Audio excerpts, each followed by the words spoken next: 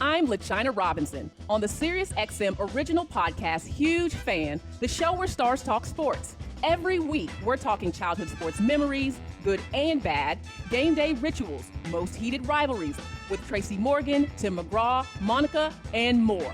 Huge Fan is out now. You can find us on Pandora, Stitcher, or wherever you listen to podcasts. And don't forget to follow the show or subscribe in your favorite podcast app so you never miss an episode. When there's a game on, it's impossible for me to do anything else. Growing up in Leavenworth, Kansas, Melissa Etheridge was just as excited as her daddy was when the Kansas City Chiefs won Super Bowl IV in 1970. 50 years later, the Grammy and Oscar winner was so excited about Patrick Mahomes leading her Chiefs to the Super Bowl, she wrote a song about it. Besides the big Chiefs scarf Etheridge wore singing the national anthem before the AFC Championship game between the Chiefs and the Patriots, she says she has a large collection of Chiefs gear, including hoodies, hats, sweatpants, and pajamas. The cold was bone-chilling as she sang, but she got a big hug from Coach Andy Reid, so it was all worth it. I'm LaChina Robinson. Those sweet, funky sounds you hear are the Budos Band, and this is Huge Fan, the podcast where stars talk sports. Now, please welcome Melissa Etheridge, Kansas City Chiefs Huge Fan.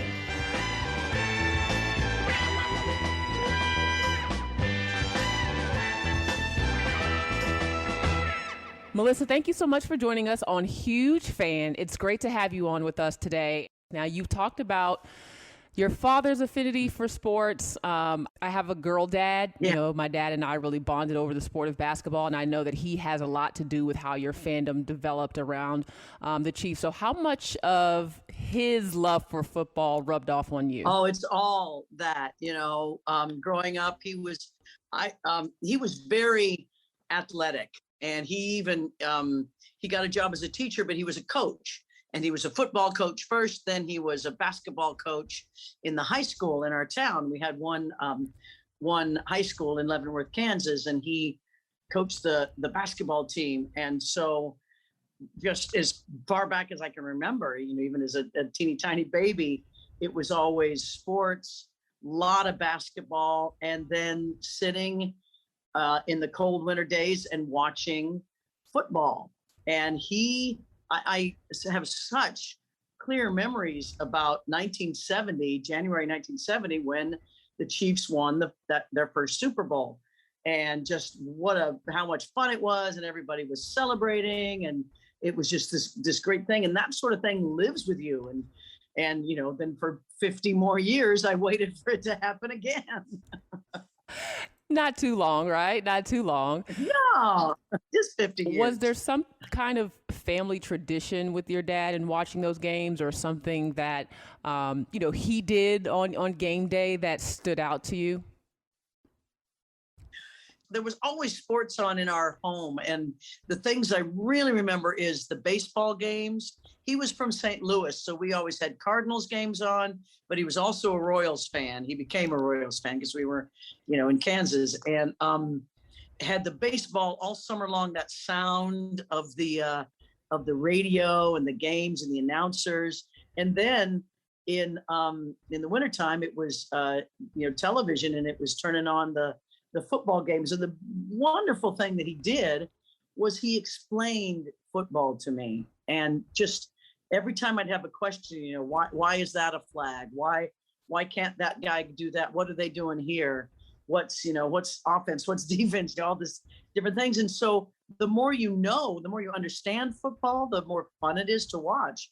So then as I graduated high school and then went on, I kind of, in the 80s, I stayed, in touch with him a lot. And then he passed away in 1991. And so the 90s, I kind of, before there was, cable or satellite or anything, as I was in California, I rarely got a football game. I'd follow, what they were doing, but I rarely had that. So then when, DirecTV came, and all of a sudden I could watch my games again wherever I was, it's been full on for the last 20 years. Yeah, I mean, I think back on those memories, as I mentioned, with my dad. And, that's kind of like how father-daughter relationships sometimes evolve, right? It's around sport. And Yep. so many of my teammates and, women that I've played sport with, they go back because, our moms, our grandmothers weren't allowed the opportunity in sport like we were, right? And so they didn't have the same connection that the male figures in our lives that our dads had. So that's always a special relationship that I keep close to me.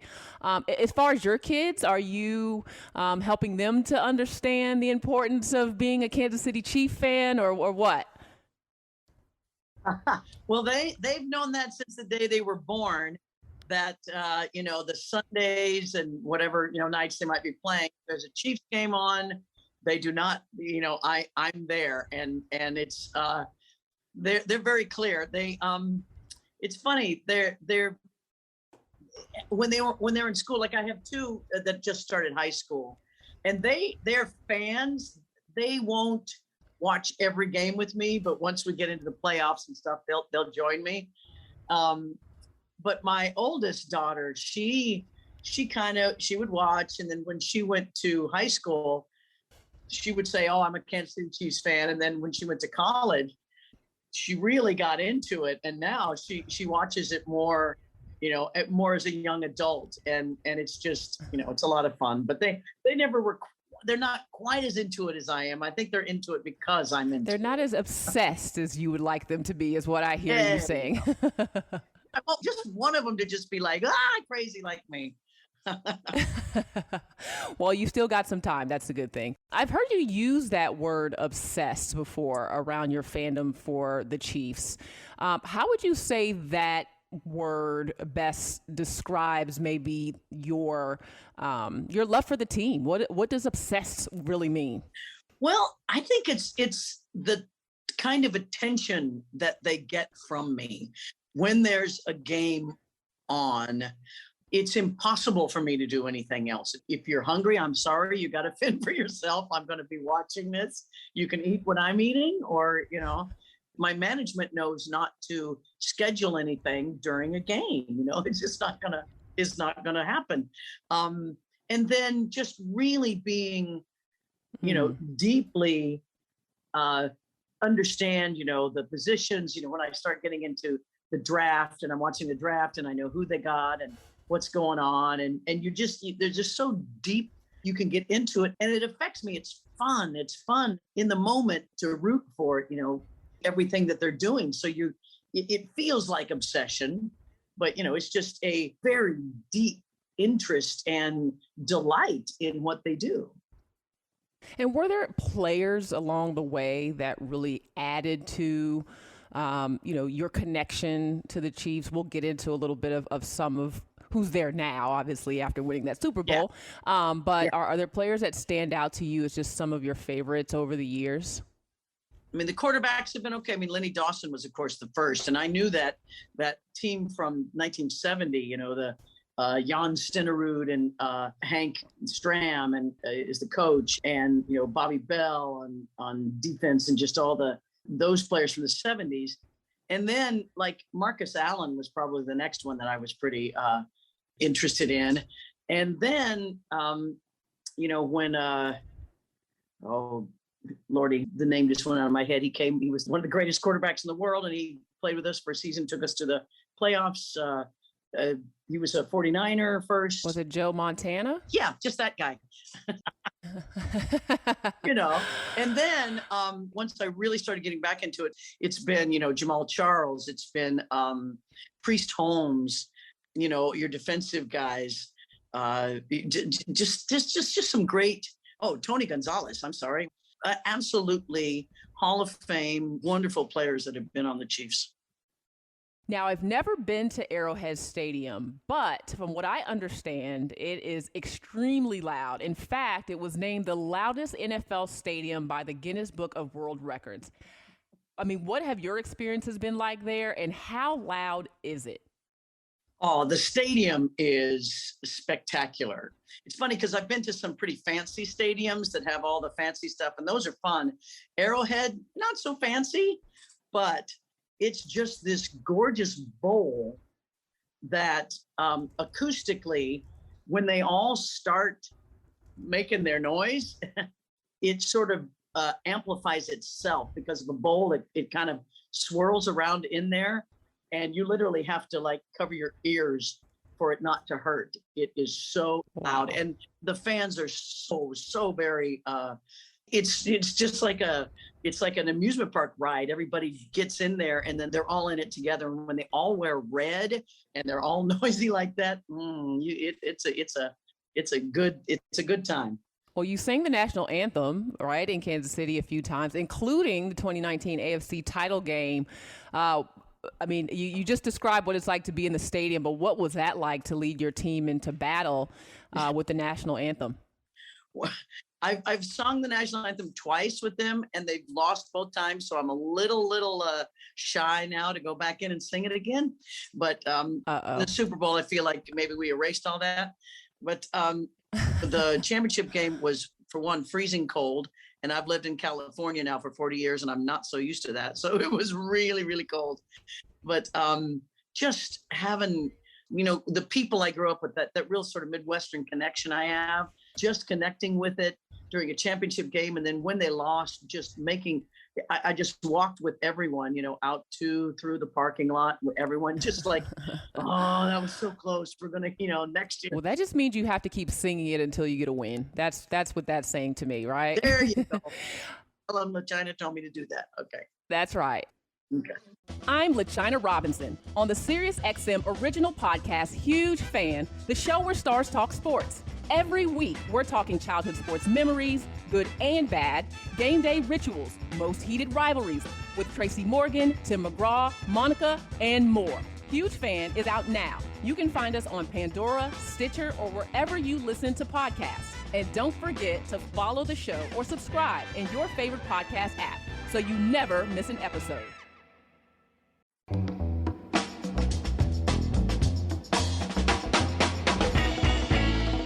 This is Game Day.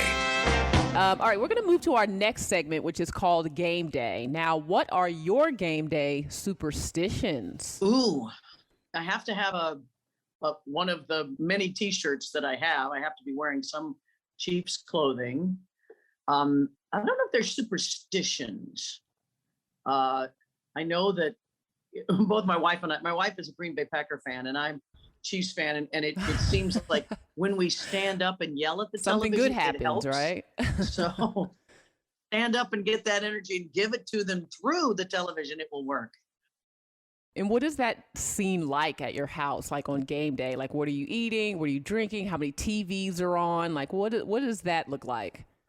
We have one very large television in the TV room, and we're a big guacamole family. Lots of guacamole and chips. That's kind of what we start with, and then it's pizza because I can't be bothered to do anything else. So it's a Fresh Brothers cauliflower pizza. It's delicious. Yeah, you have more important things to be doing, like watching the game, so no one's cooking. Now, I'm glad you mentioned that killer guac because I heard it's amazing. Want to give us any tips or want to share your recipe? Like, how much are you willing to share with us? Oh, yes, I love share the guacamole. After moving to California and realizing how delightful avocados were, my favorite is it's very, very simple avocado, a very simple guacamole, because when you start putting like tomatoes and onions and garlic and stuff, you're messing with the guacamole. You need avocado, lots of lime or lemon, and sea salt. Oh, And that's it. You just mash it up and that's it. But you got to get enough lime and lemon to get that citrusy, kind of cut that comes through it. And then the salt, sort of like a avocado margarita sort of thing. well, thanks for sharing that recipe. Keep it simple is what I heard. All right. So you've made your affection for Patrick Mahomes very clear. Besides the fact that he's arguably one of the best quarterbacks in the league, what is it that draws you to Mahomes? I really appreciate his sensibility. He seems to, when you see a player that's looking in the long run, that's the kind of player you like. It always felt like Peyton Manning, Aaron Rodgers, these great quarterbacks. They're not just in it for what can I get for me right here, right now. They're in it. They understand that if they do their best and they, carry themselves as an example, that can infect the whole team, that they can all sort of rise up to that. And you become a leader without, saying, I am the leader. You lead by example. And he, even in his youth, really seemed to have that sort of head on his shoulders. And he's very intelligent. He's a beautiful family man. His wife and his daughter are just, they do so much for Kansas City. He's just a smart young man, and he's the kind that you can see going a long way. Yeah, when I watch him, when I listen to him, the thing that just jumps out at me, and you hinted at this, is just like his level of humility. He doesn't take himself too seriously as a quarterback. He doesn't elevate himself above the team. He makes everyone on the team feel valuable and important. I mean, and this is a pretty young guy, right? Having success at a very early age. I mean, he could easily let that ego get to him, but I am just taken back time after time by how humble he is, and just how he gets the bigger picture of team and what that championship mentality really looks like. So speaking of him in the Super Bowl, where were you? And I mean, what did that win feel like for you, for Kansas City, for all of the fans? I got to tell you, it was crazy. I kind of was almost more kind of crazing out of my mind with the championship game.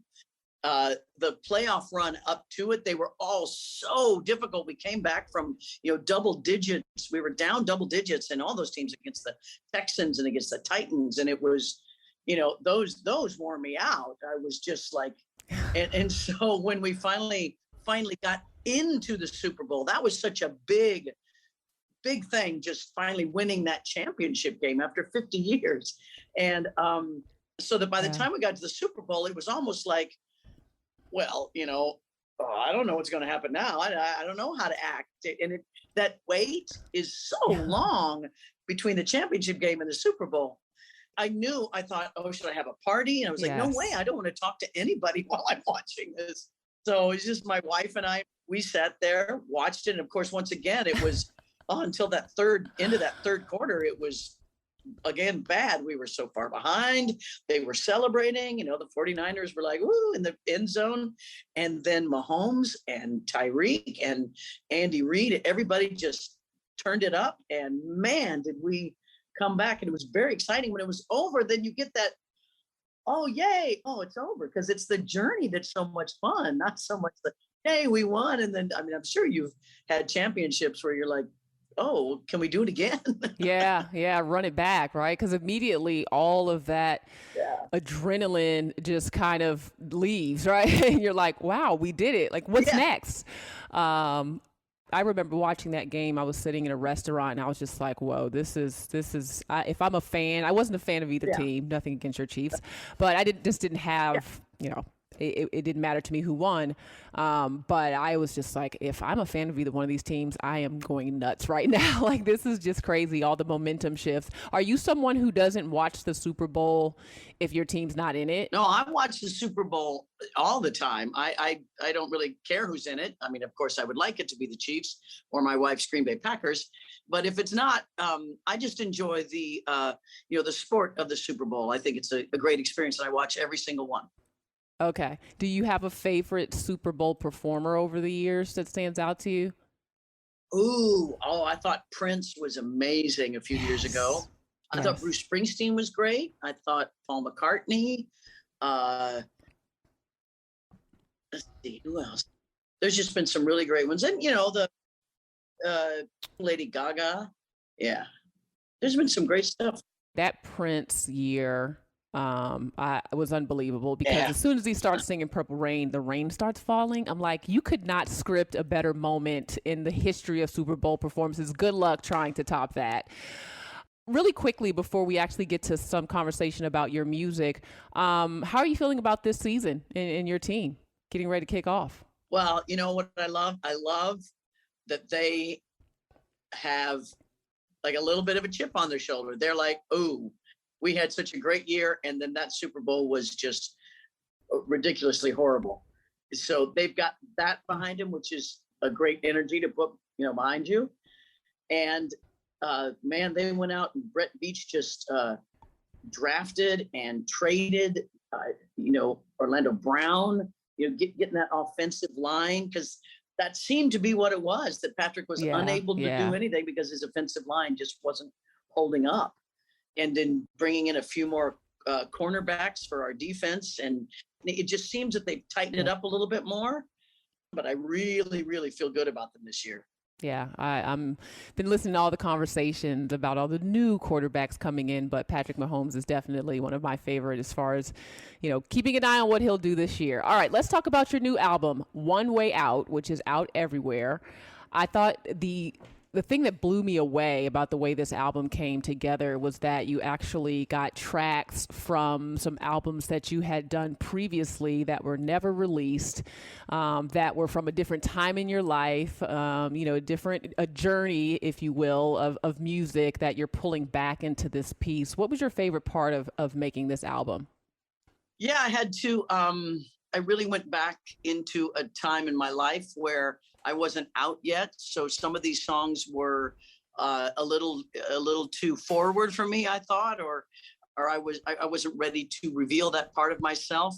And some of the songs were kind of feminist in nature, and it seems really sweet now, but back then it was kind of intense. I can imagine like just going back, because I feel like I'm still on that journey as a woman of becoming, who I am and becoming more comfortable with my voice. And I can imagine you going back and reliving kind of the process of, hey, I was a different person now, and how that may free people who will hear it and understanding the journey you've been on, who you were, who you are now.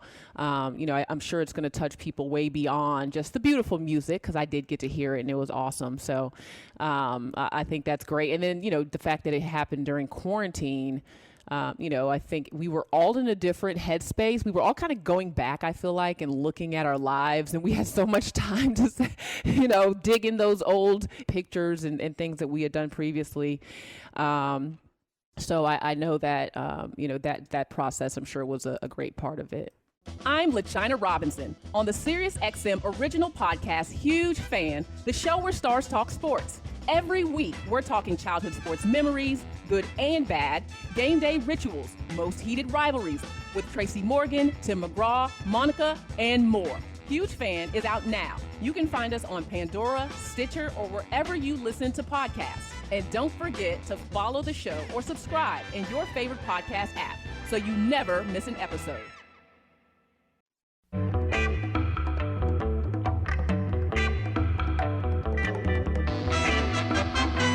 Welcome to Crunch Time.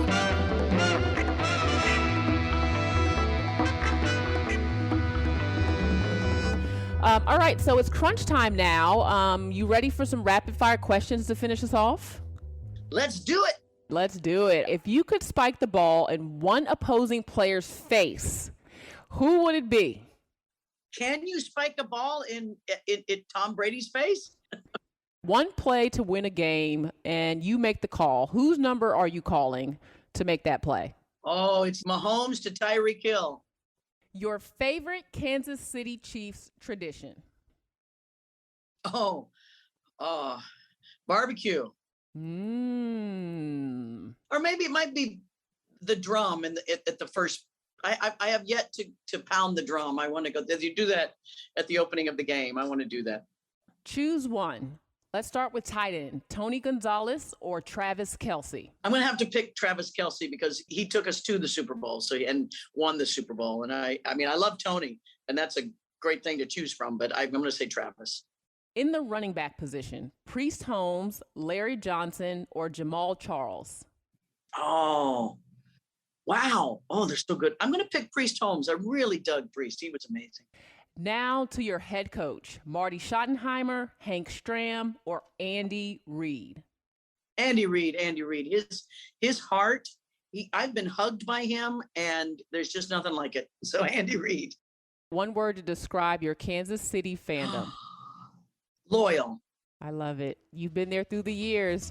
Well, thank you so much for your time and for this interview. That was awesome. I love your energy around the team. I hope I get to meet you sometime, LaChina. Thank you.